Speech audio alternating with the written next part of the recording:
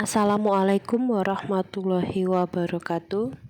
Dari kelompok 4, jurusan PGSD Mahasiswa PPG Prajabatan Gelombang 2 tahun 2023 Universitas Widya Dharma Klaten. Tugas kami yaitu diskusi, presentasi, dan tanya jawab di kelas dengan judul presentasi, prinsip efektif dan contoh implementasinya dalam pembelajaran. Kami yang beranggotakan 4 orang. Yang pertama, Anissa Nurul Firdaus. Yang kedua, Dimas Daru Bagas Nugroho. Yang ketiga, Raras Arum Pusparini. Yang keempat, Yolanda Rosela Ariona. Assalamualaikum warahmatullahi wabarakatuh.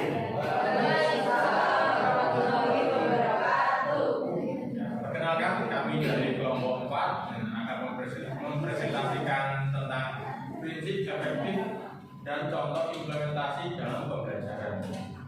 Sebelum kita mulai materinya, terlebih dahulu kita perkenalan terlebih dahulu. Kami dari kelompok 4 beranggotakan 4 orang.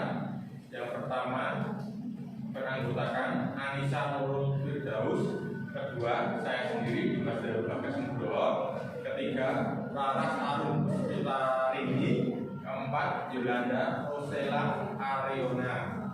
Baik, untuk selanjutnya kita langsung mulai ke materi pertama yang akan disampaikan oleh Saudara Anissa Nurul Firdaus. Baik, yang pertama itu prinsip efektif. Prinsip efektif berarti suatu akibat yang mengarah kepada hal positif dan berhasil. Pengembangan kurikulum pendidikan perlu mempertimbangkan prinsip efektivitas. Yang dimaksud dengan efektivitas di sini adalah sejauh mana rencana program pembelajaran dicapai dan diimplementasikan. Prinsip efektivitas merupakan proses mengusahakan agar kegiatan pengembangan kurikulum mencapai tujuan yang tepat sasaran baik secara kualitas maupun kuantitas.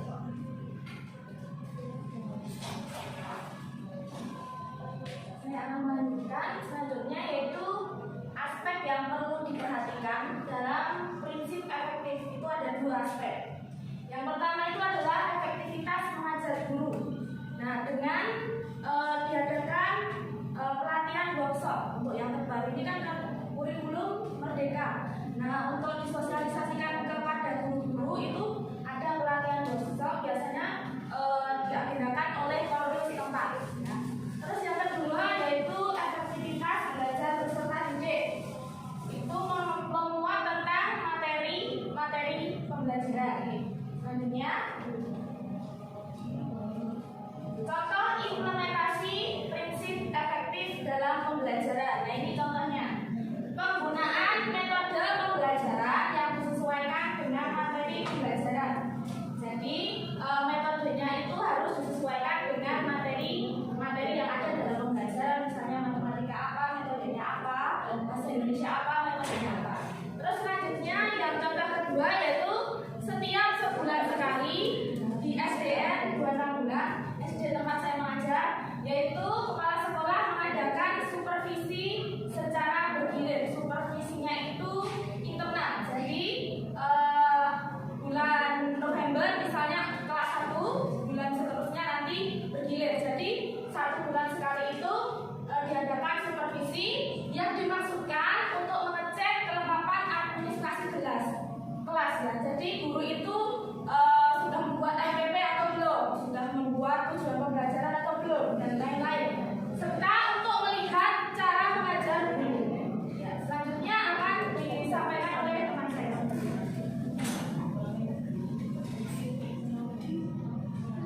Saya akan lanjutkan untuk prinsip relevansi. Jadi prinsip relevansi itu ada 2, internal dan eksternal. Yang pertama internal itu di dalam. Jadi internal itu menekankan bahwa kurikulum itu harus memiliki keterkaitan dengan komponennya.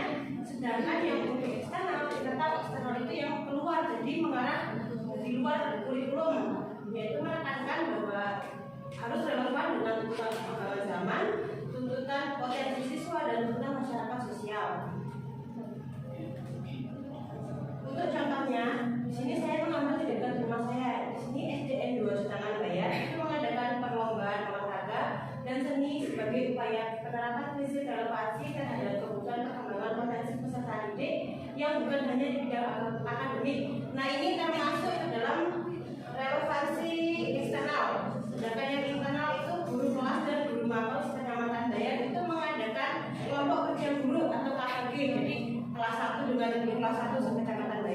kelas 2 dengan guru kelas 2 dan guru mapel PAI dan penjas sendiri-sendiri sesuai dengan kelas dan mata pelajarannya. Nah ini fungsinya untuk mereka saling sharing tentang kesulitan ataupun tentang kurikulum terbaru.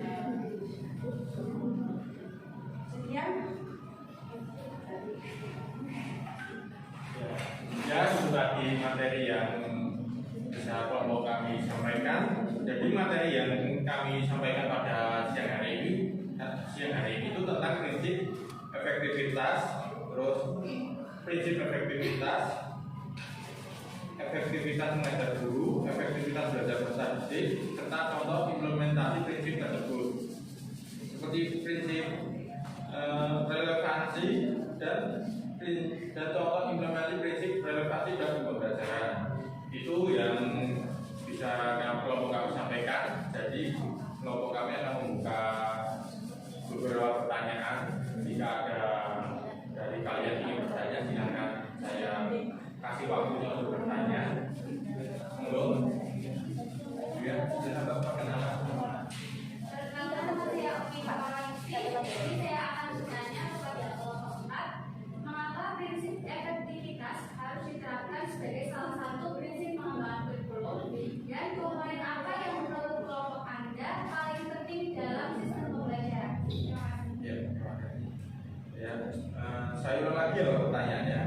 Mengapa prinsip efektivitas harus diterapkan sebagai salah satu prinsip pengembangan kurikulum, dalam komponen apa yang menurut Anda paling penting dalam sistem pembelajaran? Itu ya.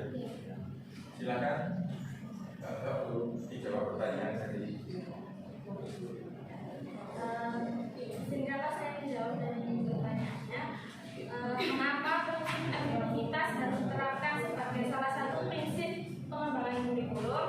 Ya karena prinsip efektivitas itu merupakan sebagai landasan atau dasar untuk pengembangan sekolah yang akan melaksanakan kurikulum tersebut. Sedangkan untuk komponen-komponennya, yaitu guru, siswa, metode pembelajaran yang akan digunakan, bahan ajar dan lain-lain, serta perangkat pelajaran.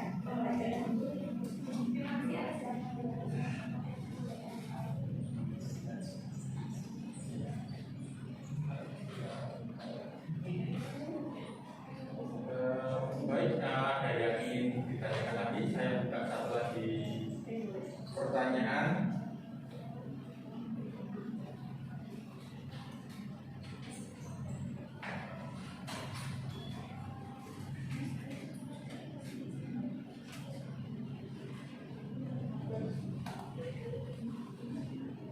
Belum mas, nanti karena sudah beberapa sekarang mas-masnya yang bertanya.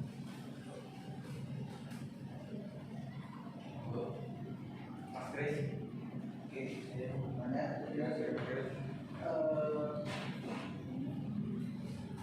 Bagaimana cara mengetahui prinsip pengembangan kurikulum tersebut sudah relevan untuk digunakan dalam pembelajaran sepanjang hayat? Apakah ada indikator tertentu guna mengetahui perkembangan kurikulum tersebut berhasil dilaksanakan berdasarkan prinsip yang ada? Ya, terima kasih pertanyaannya dari Mas Kris. Silakan saya kasih waktu untuk menjawab.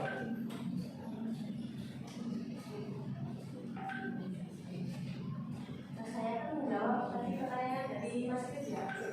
Jadi pertanyaannya tentang mengenai bagaimana cara mengetahui prinsip pengembangan kurikulum tersebut sudah relevan ya. Ya. Kalau menurut kelompok kami itu harus setiap kurikulum selalu dievaluasi setiap tahunnya, jadi dilihat apakah ada kekurangan atau tidak. Kemudian hasil evaluasi yang digunakan dasar perbaikan pengembangan untuk kurikulum berikutnya. Jadi antara yang kurikulum sebelumnya dan setelah itu tetap akan berlanjut. Gimana? Baik, ya, terima kasih. Mungkin itu presentasi yang bisa kelompok kami sampaikan. Apabila ada salah kata atau tutur kata dari kami yang kurang berkenan bagi kalian, saya sebagai moderator mohon maaf sebesar